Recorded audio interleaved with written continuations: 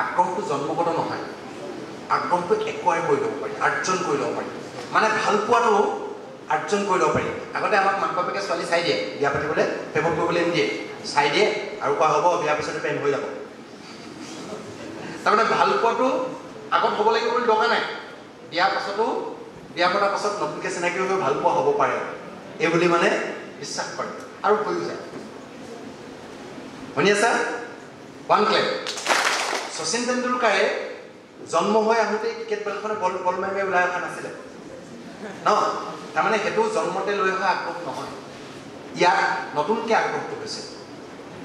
তুমি দেখিবা যে তোমাৰ যদি আজি কোনোবা ছুপাৰষ্টাৰ, চিনেমাৰ ছুপাৰষ্টাৰজন তুমি লগ পালা, তেওঁৰ সান্নিধ্যলৈ আহিলা, তোমাৰ নতুন আগ্ৰহ এটা আহি যায়, ময়ো চিনেমা এক্টিং কৰিম, আগ্ৰহটো নতুন হৈ যায়। পিছদিনা তুমি ফুটবলাৰ এজন পালা ভাল, এনেকুৱাকৈ তোমাৰ পাৰ্চনেলিটি ভাল লাগিলে, তুমি ফুটবল এনেকৈ চালা, তোমাৰ লাগিলে ফুটবলাৰহে হ'ম দেই মই, আগ্ৰহটো তাত আহি গ'ল। তাৰমানে তুমি বুজি লোৱা আগ্ৰহটো একুৱাৰ্ড বা আৰ্জিত। ঠিক তেনেকৈ আজি যিটো মানুহ তোমাৰ ভাল লাগি আছে, কোনোবা ছাৰজন তোমাৰ ভাল লাগে, পৰহিলে কিবা এটা ঘটনা হোৱাৰ পাছত ছাৰজন তোমাৰ ভাল নলগা হৈ থাকে। মানে কি বেয়া লগাটো একুৱাৰ্ড, আৰ্জিহে ল'লা তুমি কিবা এটা ঘটনা কাৰণে।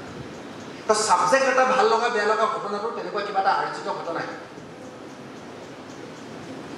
তুমি যদি তাক কোনোবা ভাল মানুহ এজনৰ সংস্পৰ্শলৈ আহা, ভাল টিচাৰ এজন, ফিজিক্স টিচাৰজনৰ লগ লোৱা, ভাল ফিজিক্স ভাল পোৱা ল'ৰা ছোৱালী দুজনমানৰ কেইটামান কথা পতা, ফিজিক্সৰ ভাল লগা কিতাপ এখন পঢ়া, টেক্সটবুকৰ সলনি বেলেগ কিতাপ এখন, ফিজিক্সৰ কিবা কিবি চোৱা, দেখিবা তোমাৰ ফিজিক্স ভাল লাগিবলৈ আৰম্ভ কৰিছে।